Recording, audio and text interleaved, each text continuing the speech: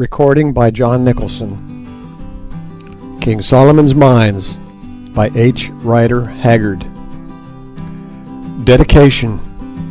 This faithful but unpretending record of a remarkable adventure is hereby respectfully dedicated by the narrator, Allan Quatermain, to all the big and little boys who read it. Preparer's note: this was typed from a 1907 edition published by Castle & Company Limited. Author's note: the author ventures to take this opportunity to thank his readers for the kind reception they have accorded to the successive editions of this tale during the last 12 years. He hopes that in its present form it will fall into the hands of an even wider public, and that in years to come it may continue to afford amusement to those who are still young enough at heart to love a story of treasure, war, and wild adventure. Ditchingham, 11 March, 1898. Postscriptum. Now, in 1907, on the occasion of the issue of this edition, I can only add how glad I am that my romance should continue to please so many readers. Imagination has been verified by fact. The King Solomon's mines I dreamed of have been discovered and are putting out their gold once more. And, according to the latest reports, their diamonds also. The Kukuanas, or rather the Matabele, have been tamed by the white man's bullets, but still there seem to be many who find pleasure in these simple pages. That they may continue to do so even to the third and fourth generation, or perhaps longer still, would, I am sure, be the hope of our old and departed friend, Allan Quatermain. H. Rider Haggard. Ditchingham, 1907. Introduction. Now that this book is printed and about to be given to the world, a sense of its shortcomings both in style and content weighs very heavily upon me. As regards the latter, I can only say that it does not pretend to be a full account of everything we did and saw. There are many things connected with our journey into Kukuanaland that I should have liked to dwell upon at length, which, as it is, have been scarcely alluded to. Amongst these are the curious legends which I collected about the chain armor that saved us from destruction in the great Battle of Loo, and also about the Silent Ones, or Colossi, at the mouth of the stalactite cave. Again, if I had given way to my own impulses, I should have wished to go into the differences, some of which are to my mind very suggestive, between the Zulu and Kukuana dialects. Also, a few pages might have been given up profitably to the consideration of the indigenous flora and fauna of Kukuanaland. Note: I discovered 8 varieties of antelope with which I was previously totally unacquainted, and many new species of plants, for the most part of the bulbous tribe. A.Q. Then there remains the most interesting subject that, as it is, has only been touched on incidentally, of the magnificent system of military organization in force in that country, which in my opinion is much superior to that inaugurated by Chaka in Zululand, and as much as it permits of even more rapid mobilization and does not necessitate the employment of the pernicious system of enforced celibacy. Lastly, I have scarcely spoken of the domestic and family customs of the Kukuanas, many of which are exceedingly quaint, or of their proficiency in the art of smelting and welding metals. This science they carry to considerable perfection, of which a good example is to be seen in their tolas, or heavy throwing knives, the backs of these weapons being made of hammered iron, and the edges of beautiful steel welded with great skill on the iron frame. The fact of the matter is, I thought, with Sir Henry Curtis and Captain Good, that the best plan would be to tell my story in a plain, straightforward manner, and to leave these matters to be dealt with subsequently in whatever way may ultimately appear to be desirable. In the meanwhile, I shall, of course, be delighted to give all information in my power to anybody interested in such things. And now it only remains for me to offer apologies for my blunt way of writing. I can but say in excuse of it that I am more accustomed to handle a rifle than a pen, and cannot make any pretense to the grand literary flights and flourishes which I see in novels, for sometimes I like to read a novel. I suppose the flights and flourishes, are desirable, and I regret not being able to supply them. But at the same time, I cannot help thinking that simple things are always the most impressive, and that books are easier to understand when they are written in plain language, though perhaps I have no right to set up an opinion on such a matter. A sharp spear, runs the Kukuana saying, needs no polish. And on the same principle, I venture to hope that a true story, however strange it may be, does not require to be decked out in fine words. Allan Quatermain. King Solomon's Mines, Chapter 1. I Meet Henry Curtis. It is a curious thing that at my age, 55 last birthday, I should find myself taking up a pen to try and write a history. I wonder what sort of history it will be when I have finished it, if ever I come to the end of the trip. I have done a good many things in my life, which seems a long one to me, owing to my having begun work so young, perhaps. At an age when other boys are at school, I was earning my living as a trader in the old colony. I had been trading, hunting, fighting, or mining ever since. And yet it is only 8 months ago that I made my pile. It is a big pile now that I have got it. I don't yet know how big. But I do not think I would go through the last 15 or 16 months again for it. No, not if I knew that I should come out safe at the end, pile and all. But then I am a timid man and dislike violence. Moreover, I am almost sick of adventure. I wonder why I am going to write this book. It is not in my line. I am not a literary man, though very devoted to the Old Testament and also to the Ingoldsby legends. Let me try to set down my reasons, just to see if I have any. First reason, because Sir Henry Curtis and Captain John Good asked me. Second reason, because I am laid up here at Durban with the pain in my left leg. Ever since that confounded lion got hold of me, I have been liable to this trouble, and rather bad just now. It makes me limp more than ever. There must be some poison in a lion's teeth. Otherwise, how is it that when your wounds are healed, they break out again, generally, mark you, at the same time of year that you got your mauling? It is a hard thing when one has shot 65 lions or more, as I have in the course of my life, that the 66th should chew your leg like a quid of tobacco. Breaks the routine of the thing, and putting other considerations aside, I am an orderly man and don't like that. This is by the way. Third reason, because I want my boy Harry, who is over there at the hospital in London studying to become a doctor, to have something to amuse him and keep him out of mischief for a week or so. Hospital work must sometimes pall and grow rather dull, for even of cutting up dead bodies there may come satiety. And as this little history will not be dull, whatever else it may be, it will put a little life into things for a day or two while Harry is reading of our adventures.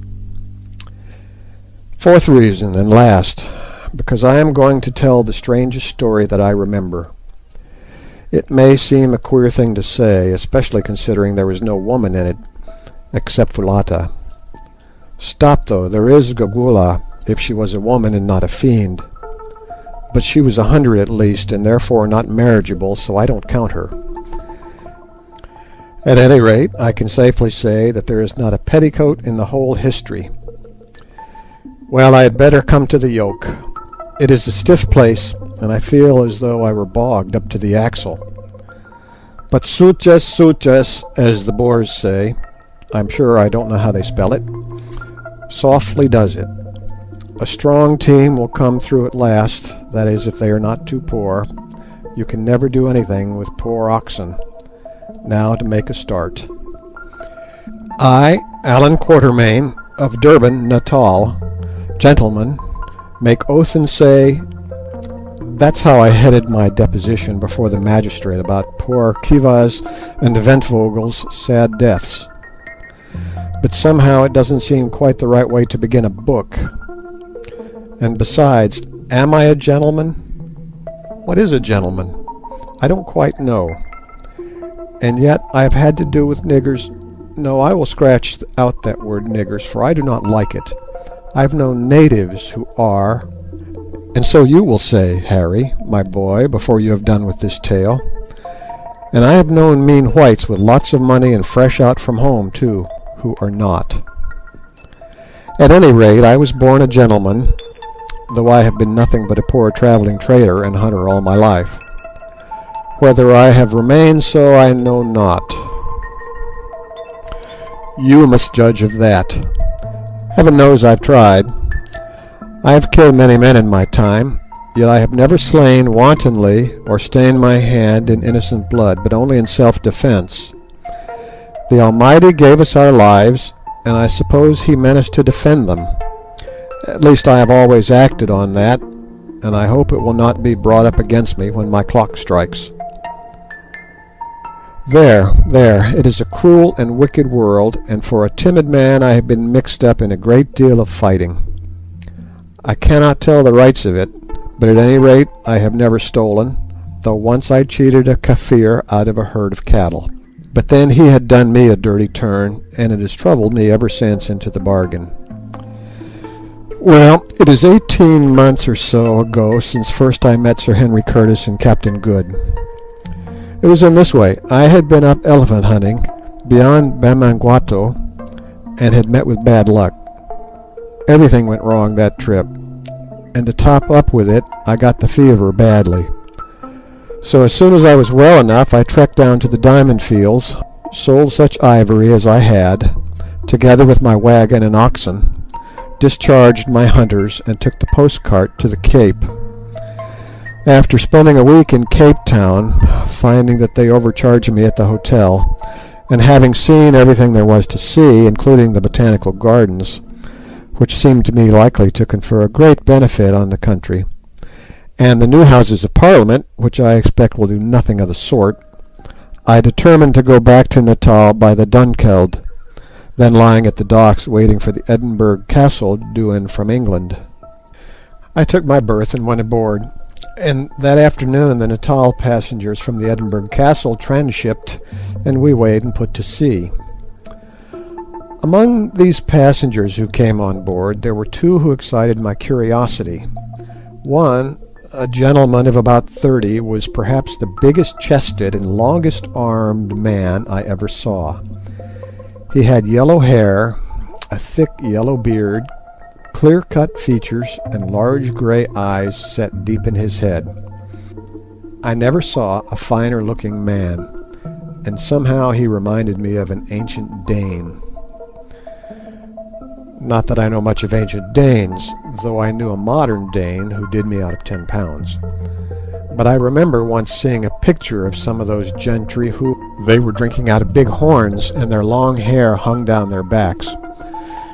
As I looked at my friend standing there by the companion ladder, I thought that if he only let his grow a little, put one of those chain shirts onto his great shoulders, and took hold of a battle-axe and a horn mug, he might have sat as a model for that picture. By the way, it is a curious thing, and just shows how the blood will out. I discovered afterwards that Sir Henry Curtis, for that was the big man's name, is of Danish blood.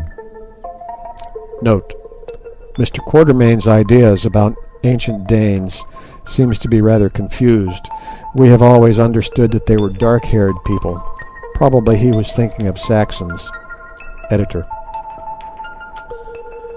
He also reminded me strongly of somebody else, but at the time I could not remember who it was.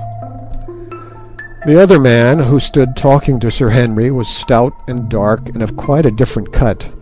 I suspected at once that he was a naval officer. I don't know why, but it is difficult to mistake a Navy man. I have gone shooting trips with several of them in the course of my life, and they have always proved themselves the best and bravest and nicest fellows I ever met, though sadly given, some of them, to the use of profane language. I ask a page or two back, what is a gentleman? I'll answer the question now. A Royal Naval officer is, in a general sort of way, though of course there may be a black sheep among them here and there. I fancy it is just the wide seas and the breath of God's winds that wash their hearts and blow the bitterness out of their minds and make them what men ought to be. Well, to return, I proved right again. I ascertained that the dark man was a naval officer, a lieutenant of 31, who after 17 years' service had been turned out of Her Majesty's employ with the barren honour of a commander's rank, because it was impossible that he should be promoted. This is what people who serve the Queen have to expect, to be shot out into the cold world to find a living just when they are beginning really to understand their work and to reach the prime of life. I suppose they don't mind it, but for my part I had rather earn my bread as a hunter. One's halfpence are as scarce perhaps, but you do not get so many kicks. The officer's name, I found out, by referring to the passengers' lists, was Good, Captain John Good. He was broad, of medium height, dark, stout, and rather a curious man to look at. He was so very neat and so very clean-shaved, and he always wore an eyeglass in his right eye. It seemed to grow there, for it had no string, and he never took it out except to wipe it. At first I thought he used to sleep in it, but afterwards I found that this was a mistake. He put it in his trouser pocket when he went to bed, together with his false teeth, of which he had two beautiful sets that, my own being none of the best, have often caused me to break the 10th commandment. But I am anticipating. Soon after we had got underway, evening closed in, and brought with it very dirty weather. A keen breeze sprung up off the land, and a kind of aggravated Scotch mist soon drove everybody from the deck. As for the Dunkeld, she is a flat-bottomed punt, and going up light as she was, she rolled very heavily. It almost seemed as though she would go right over, but she never did. It was quite impossible to walk about, so I stood near the engines where it was warm, and amused myself with watching the pendulum, which was fixed opposite to me, swinging slowly backwards and forwards as the vessel rolled, and marking the angle she touched. "That pendulum's wrong. It is not properly weighted," suddenly said a somewhat testy voice at my shoulder. Looking round, I saw the naval officer whom I had noticed when the passengers came aboard. "Indeed, what makes you think so?" I asked.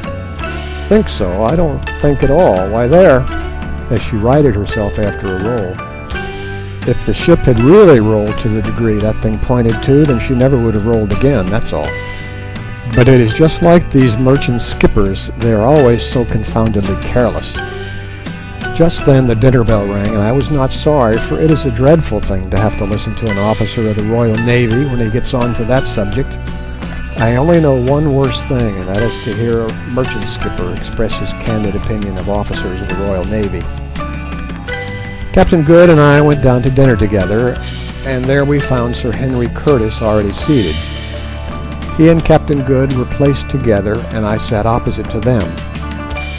The captain and I soon fell into talk about shooting and what not, he asking me many questions, for he is very inquisitive about all sorts of things, and I answering them as well as I could. Presently he got on to elephants. "Ah, sir," called out somebody who was sitting near me, "you've reached the right man for that. Hunter Quatermain should be able to tell you about elephants if anybody can." Sir Henry, who had been sitting quite quiet listening to our talk, startled visibly. "Excuse me, sir," he said, leaning forward across the table and speaking in a low, deep voice, a very suitable voice, it seemed to me, to come out of those great lungs. "Excuse me, sir, but is your name Allan Quatermain?" I said that it was. The big man made no further remark, but I heard him mutter "fortunate" into his beard. Presently dinner came to an end, and as we were leaving the saloon, Sir Henry strolled up and asked me if I would come into his cabin to smoke a pipe. I accepted, and he led the way to the Dunkeld deck cabin, and a very good cabin it is. It had been 2 cabins, but when Sir Garnet Wolseley, or one of those big swells, went down the coast in the Dunkeld, they knocked away the partition and have never put it up again. There was a sofa in the cabin and a little table in front of it. Sir Henry sent the steward for a bottle of whiskey, and the 3 of us sat down and lit our pipes. "Mr. Quatermain," said Sir Henry Curtis when the man had brought the whiskey and lit the lamp, "the year before last, about this time, you were, I believe, at a place called Bamangwato, to the north of the Transvaal." "I was," I answered, rather surprised that this gentleman should be so well acquainted with my movements, which were not, so far as I was aware, considered of general interest. "You were trading up there, were you not?" put in Captain Good in his quick way. "I was. I took a wagon load of goods, made a camp outside the settlement, and stopped till I had sold them." Sir Henry was sitting opposite to me in a Madeira chair, his arms leaning on the table. He now looked up, fixing his large grey eyes full upon my face. There was a curious anxiety in them, I thought. "Did you happen to meet a man called Neville there?" "Oh, yes, he outspanned alongside of me for a fortnight to rest his oxen before going on to the interior. I had a letter from a lawyer a few months back asking me if I knew what had become of him, which I answered to the best of my ability at the time." "Yes," said Sir Henry, "your letter was forwarded to me. You said in it that the gentleman called Neville left Bamangwato at the beginning of May in a wagon with his driver, a voorlooper, and a Kaffir hunter called Jim, announcing his intention of trekking, if possible, as far as Inyati, the extreme trading post in the Matabele country, where he would sell his oxen and proceed on foot. You also said that he did sell his wagon, for 6 months afterwards you saw the wagon in the possession of a Portuguese trader, who told you that he had bought it at Inyati from a white man whose name he had forgotten, and that he believed the white man with the native servant had started off for the interior on a shooting trip." "Yes." Then came a pause. "Mr. Quatermain," said Sir Henry suddenly, "I suppose you know or can guess nothing more of the reasons of Mr. Neville's journey to the northward, or as to what point that journey was directed." "I heard something," I answered, and stopped. The subject was one which I did not care to discuss. Sir Henry and Captain Good looked at each other, and Captain Good nodded. "Mr. Quatermain," went on the former, "I am going to tell you a story and ask your advice, and perhaps your assistance. The agent who forwarded me your letter told me that I might rely on it implicitly, as you were, he said, well known and universally respected in Natal, and especially noted for your discretion." I bowed and drank some whisky and water to hide my confusion, for I am a modest man, and Sir Henry went on. "Mr. Neville was my brother." "Oh," I said, starting, for now I knew of whom Sir Henry had reminded me when first I saw him. His brother was a much smaller man and had a dark beard, but now that I thought of it, he possessed eyes of the same shade of grey and with the same keen look in them. The features, too, were not unlike. "He was," went on Sir Henry, "my only and younger brother. Until 5 years ago, I do not suppose that we were ever a month away from each other. But just about 5 years ago, a misfortune befell us, as sometimes does happen in families. We quarrelled bitterly, and I behaved unjustly to my brother in my anger." Here Captain Good nodded his head vigorously to himself. The ship gave a big roll just then, so that the looking-glass, which was fixed opposite us to starboard, was for a moment nearly over our heads, and as I was sitting with my hands in my pockets and staring upwards, I could see him nodding like anything. "As I dare say you know," went on Sir Henry, "if a man dies intestate and has no property but land, real property is called in England, it all descends to his eldest son. It so happened that just at the time when we quarrelled, our father died intestate. He had put off making his will until it was too late. The result was that my brother, who had not been brought up to any profession, was left without a penny. Of course, it would have been my duty to provide for him, but at the time the quarrel between us was so bitter that I did not, to my shame, I say it, and he sighed deeply, offer to do anything. It was not that I grudged him justice, but I waited for him to make advances, and he made none. I'm sorry to trouble you with all this, Mr. Quatermain, but I must make things clear. Eh, good? Quite so, said the captain. Mr. Quatermain will, I am sure, keep this history to himself. Of course, said I, for I rather pride myself on my discretion, for which, as Sir Henry had heard, I have some repute. Well, went on Sir Henry, my brother had a few £100 to his account at the time. Without saying anything to me, he drew out this paltry sum, and having adopted the name of Neville, started off for South Africa in the wild hope of making a fortune. This I learned afterwards. Some 3 years passed, and I heard nothing of my brother, though I wrote several times. Doubtless the letters never reached him. But as time went on, I grew more and more troubled about him. I found out, Mr. Quatermain, that blood is thicker than water. That's true, said I, thinking of my boy Harry. I found out, Mr. Quatermain, that I would have given half my fortune to know that my brother George, the only relation I possess, was safe and well, and that I should see him again. But you never did, Curtis, jerked out Captain Good, glancing at the big man's face. Well, Mr. Quatermain, as time went on, I became more and more anxious to find out if my brother was alive or dead, and if alive, to get him home again. I set inquiries on foot, and your letter was one of the results.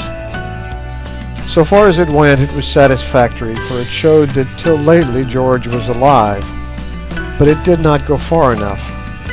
So, to cut a long story short, I made up my mind to come out and look for him myself, and Captain Good was so kind as to come with me. Yes, said the captain, nothing else to do, you see. Turned out by my lords of the Admiralty to starve on half pay. And now, perhaps, sir, you will tell us what you know or have heard of the gentleman called Neville. End of chapter 1.